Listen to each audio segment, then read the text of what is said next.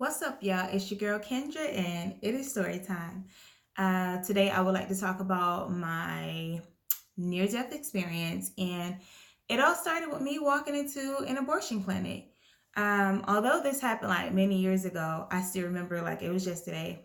So, what happened was, but first, let me say, like pulling into like an abortion clinic, like there's all kind of people out there protesting. They have signs up like some of them are like baby killer, but then some of them are saying stuff like, oh, you have another choice, or you don't have to go through with it, call this number, or, just giving you resources if, pretty much, I guess, trying to change your mind, if that makes sense.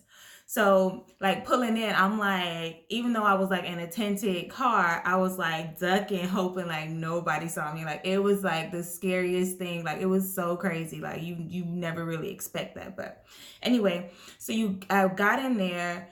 I went through with the abortion. And for anybody who actually goes through an abortion, you know that there's like protocol. So as you do the abortion, they give you antibiotics so that you don't get an infection, and you're supposed to come back and see them within a week.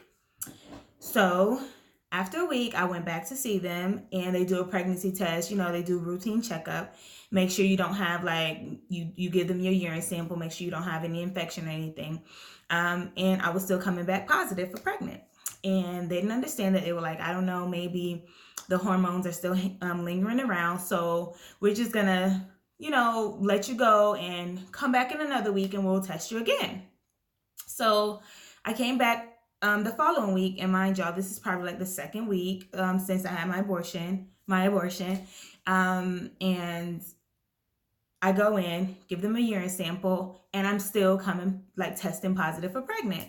And at this point, they don't understand. They're like, what the hell is going on? Like, they really did not understand what was going on. And I didn't either.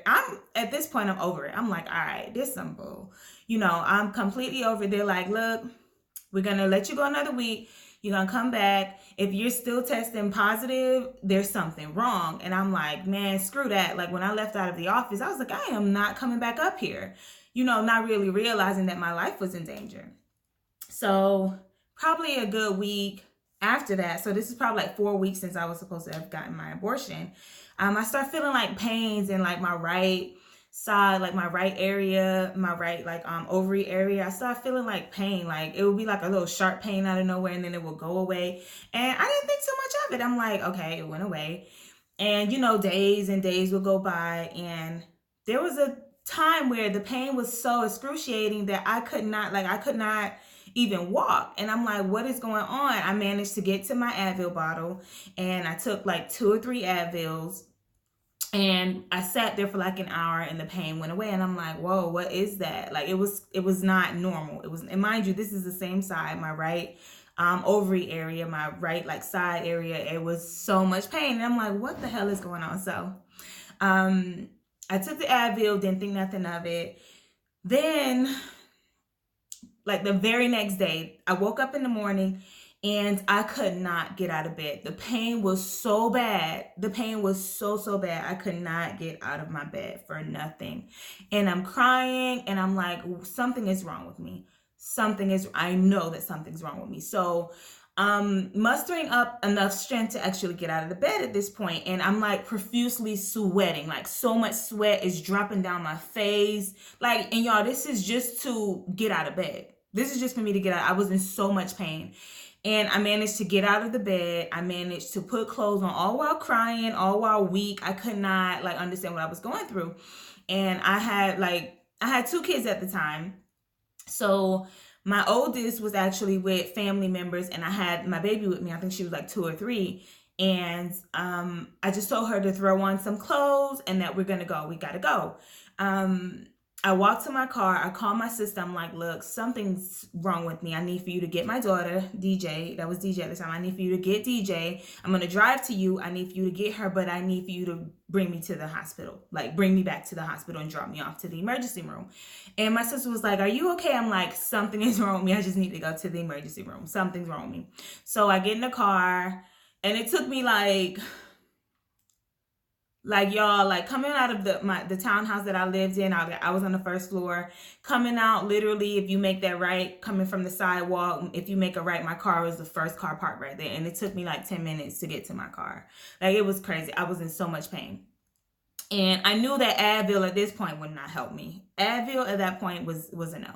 So I get in the car, I go to my sister's house. She dropped me off to the emergency room, like around the little cul-de-sac in the emergency room. And I could barely even stand up to get out of the car. I could not stand up to get. So I'm walking, and mind you, it's hot as hell. It was like summertime. It's so hot. I'm sweating again, and I'm trying, like in my mind, I'm like, do not fall out. Do not fall out. Do not fall out. And the moment I make it into the emergency room, I faint, like right there on the floor. Boom, I hit the floor. And I couldn't do anything about it. Like I was just trying to make it in there and not faint outside where they couldn't come get me. I hit the floor. And all I remember was like people, opening my eyes, having flashlights. Ma'am, what's wrong with you? And I'm like, I don't know. I'm crying. I'm like, I don't know what's wrong with me. Something's wrong with me, but I don't know. And they're like, ma'am, are you pregnant? I'm like, no, I'm not pregnant. There's no way that I'm pregnant. I am not pregnant. And they're like, ma'am, your gums are green. I don't know what the hell that meant, but they're telling me that my gums were green and that the palm of my hands were green. And I later found out that meant that you had some kind of internal bleeding going on. So they're telling me that my hands were green, my palms of my hand were green, and my gums were green, and that was I sure that I wasn't pregnant? I'm like, I am not pregnant. I am not. There's no way that I'm pregnant. I'm not pregnant. So they get me to the bag. They're pressing on my abdomen. It hurts so bad. I'm crying. They're like, man, I'm like, look, I am not pregnant. I just went for like an abortion about 5 weeks ago. I'm not pregnant. There's no way that I'm pregnant. And they're like, okay. So they do a urine sample and they put me on like an ultrasound. They tried to do it on the top and they couldn't really see anything because I had so much internal bleeding. Y'all, like, they could not believe that I was walking around. They were like, what the hell? Like, so they finally get the urine sample back and it was like on rotation. It was like quick. And they said, ma'am, you're pregnant. I'm like, there's no way. I went to get an abortion about 5 weeks ago. I have not had sex with anyone. There's no way that I'm pregnant. They're like, you're pregnant. And I'm crying. And they're like, ma'am, you have internal bleeding and it's really bad. We need to rush you into emergency surgery. You might not make it. So is there anyone that you would like us to contact or that you would like to call so you can talk to them and let them know what's going on? And I'm just crying. So I finally called my sister and she called my mom, and the call had to be quick because I needed to get into surgery. I just remember being wheeled in this stretcher, being wheeled. The guy that was wheeling me to go get my surgery, he was just so nice, and he said a prayer for me, and I really appreciated that. I was crying, and mind y'all, this is like a complete stranger. He's wiping tears away from my eyes. It was like the weirdest thing ever. So I go through the surgery, and once I finally came to, the doctor came and sat with me. He's like, you had a lot of blood loss. There was lots of blood clots. There was just so much blood that you lost. So we had to give you like an emergency blood transfusion. And once we gave you one, we realized that one was enough. So long story short, I ended up getting 3 blood transfusions in order to actually make it. So what happened was the baby was in my right ovary in the tube. And the pain was the stretching, the growing of the baby, like that had implanted in my right tube. So obviously the abortion never really went through. I don't know what they thought they saw that was in my uterus, but clearly it wasn't the baby because the baby was in my tube the entire time. And the pain was from my tube, like stretching and then eventually erupting. And that's pretty much what happened with that situation. And I almost died. Like I literally almost died.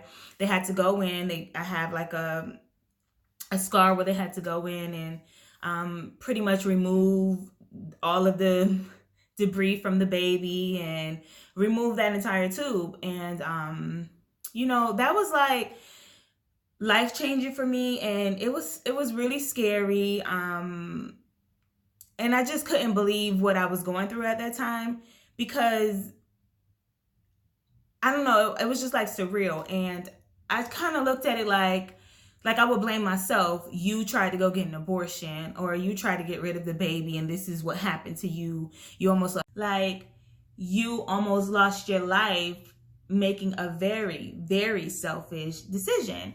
And you know, it took a long time for me to get over that. Like I really beat myself up about that. And I'm not really going to get into the reason that I felt like the abortion was necessary, because I don't think there's ever like a real legitimate reason as to why we get abortions, or because I do know that the Lord is a way maker. I know that to be fact. So I do feel like they're selfish, but I do also feel like it's our choice. I feel like it's our choice, and if it's what you want to do, it's just what you want to do. I know that there's a lot of women that have abortions that do not make it off that table. And it's kind of sad, you know. So I don't know. I just wanted to share my near-death experience with y'all. And, you know, this is not I'm not looking to really be judged off this. I just wanted to share my story. And I know that there's a lot of women out there that have similar stories and probably don't, or probably would never even share it. So pretty much the abortion clinic missed the pregnancy because it was actually in my tube. And I couldn't do anything about it. I couldn't take any legal action because I was told to go back that third week, and I never did. So I guess the shit is on me. It's on me. I never went back. And that's why I couldn't take any legal actions or anything from that experience.